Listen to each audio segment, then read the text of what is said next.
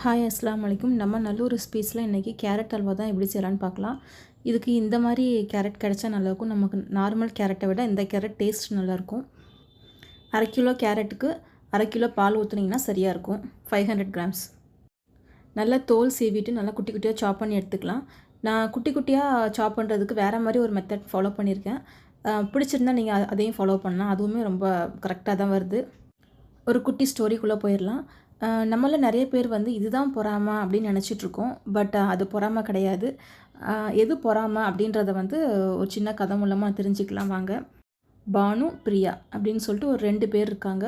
பானுவும் ரொம்ப வெல்த்தியானவங்க, பிரியா அப்படின்றவங்களும் ரொம்ப வெல்த்தியானவங்க. ஈக்குவல் ஸ்டேட்டஸ்லேயே அவங்க மேரேஜ் பண்ணுறாங்க. 2 பேர்த்துக்குமே வாழ்க்கை ரொம்ப ஈக்குவலாகவே ஸ்டேட்டஸில் கரெக்டாக போய்கிட்டுருக்கு. அவங்களுக்கும் 2 பசங்க, இவங்களுக்கும் 2 பசங்க. ஸோ ஒரு நாள் 2 பேரும் பார்க்கில் மீட் பண்ணும்போது பானு எதார்த்தமாக சொல்கிறாங்க, என் பையனை நான் ஒரு ஐஏஎஸ் கோச்சிங் சென்டரில் போய் ஜாயின் பண்ண வைக்க போகிறேன். ஸோ அவனை ஐஏஎஸ் ஆக்க போகிறேன் அப்படின்னு சொல்லிட்டு. பிரியாவுக்கு தோணிடுச்சு, நம்ம பையனை போய் சேர்க்கணும்னு சொல்லிட்டு அதே மாதிரி பையனை போய் சேர்க்குறாங்க. 2 பேரும் எக்ஸாம் எழுதுகிறாங்க. ரிசல்ட்டும் வருது. நீங்கள் சொல்லுங்கள், ஃபஸ்ட்டு பானு போய் ரிசல்ட்டை பார்க்குறாங்க. நீங்களாக இருந்தீங்க அப்படின்னா நீங்கள் யாரோட ரிசல்ட்டை போய் பார்ப்பீங்க? ஃபஸ்ட்டு உங்களோட ரிசல்ட்டை பார்ப்பீங்களா, இல்லை உங்களோட ஆப்போனண்ட் ரிசல்ட்டை பார்ப்பீங்க? முடிஞ்சால் டைம் இருந்தால் வீடியோவை ஸ்டாப் பண்ணிட்டு பானு அவங்க பையன் ரிசல்ட்டை பார்ப்பாங்களா, இல்லை பிரியா பையனோட ரிசல்ட்டை பார்ப்பாங்களான்றதை கமெண்டில் சொல்லுங்கள். இப்போ வாங்க வீடியோ கண்டினியூ பண்ணலாம். பட் இந்த கதையில் பானு தான் பையனோட ரிசல்ட்டை தான் ஃபஸ்ட்டு பார்க்குறாங்க. தான் பையனோட ரிசல்ட் பேர் அதில் வரல. ஸோ பையன் செலக்ட் ஆகலை. அதுக்கப்புறம் உடனே பானுவோட பையன் ரிசல்ட்டை பார்க்குறாங்க. அவன் பேர் வந்திருக்கு. ஸோ இப்போ நினப்போம் இதுதான் பொறாமை அப்படின்னு சொல்லிட்டு. அது பொறாமை இல்லைங்க, அது பேர் ஏக்கம். ஐயோ நம்ம பிள்ளை பேர் வரல, அவங்க பேர் வந்திருக்கு, நம்ம பிள்ளை பேர் செலக்ட் ஆகலை அப்படின்ற ஏக்கம். எப்போ தெரியுமா பொறாமை வரும்? பானு பையன் பேரும் வரலை, பிரியாவோட பையன் பேரும் வரலை, அப்போ தான் பொறாமை வரும். ஸோ இந்த மாதிரி சூழ்நிலையில் தான் நம்மளோட மைண்டை ஸ்ட்ராங்காக வச்சுக்கணும்.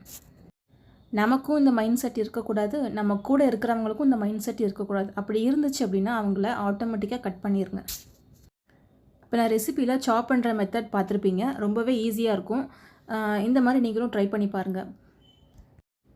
1/2 கிலோ கேரட்டுக்கு நான் ஒரு 300 கிராம் சீனி எடுத்திருக்கேன். ஸ்வீட் எது செஞ்சாலும் கொஞ்சமாக உப்பு சேர்த்துக்கிட்டோம் அப்படின்னா அந்த இனிப்பை நமக்கு தூக்கி காட்டும். நம்ம போட்டிருக்க சீனியும் அந்த கேரட்டும் நல்லா மெல்ட் ஆகி வெந்து வர்ற வரைக்கும் கொஞ்சம் மூடியை ஓப்பனில் இருக்கிற மாதிரி மூடி போட்டுருங்க. உங்களுக்கு தேவைன்னா கொஞ்சமாக கண்டென்ஸ் மில்க் ஊற்றுங்க. கண்டென்ஸ் மில்க் ஊற்றுனீங்கன்னா நல்லா ரிச்சான ஃப்ளேவர் கிடைக்கும். இது கூட ஒரு ஸ்வீட் இல்லாத கோவா சேர்த்துக்கோங்க. ஆக்சுவலாக இது வீடியோவில் ஆட் ஆகலை. ஸ்வீட் இல்லாத கோவா ஒரு 100 கிராம் சேர்த்துக்கோங்க. கோவா, மில்க் மேட் இந்த 2மே ஆப்ஷனல் தான். இது உங்களுக்கு தேவையில்லைன்னா நீங்கள் ஸ்கிப் பண்ணிடலாம். பட் இதெல்லாம் சேர்த்திங்கன்னா உங்களுக்கு ஆத்தென்டிக்காக ஃப்ளேவரோட சூப்பராக கிடைக்கும். நீங்கள் நம்ம நல்லூர் ரெசிபீஸை இப்போ தான் பார்க்குறீங்க அப்படின்னா மறக்காமல் நம்ம சேனலை சப்ஸ்கிரைப் பண்ணுங்கள், லைக் பண்ணுங்கள், ஷேர் பண்ணுங்கள், கமெண்ட் பண்ணுங்கள். நீங்களும் இந்த ரெசிபி இன்ஷால்லா ட்ரை பண்ணி பாருங்கள். ஸ்டோரியும் ரெசிபியும் எப்படி இருந்துச்சுன்னு சொல்லிட்டு கமெண்ட்டில் சொல்லுங்கள். தேங்க்யூ.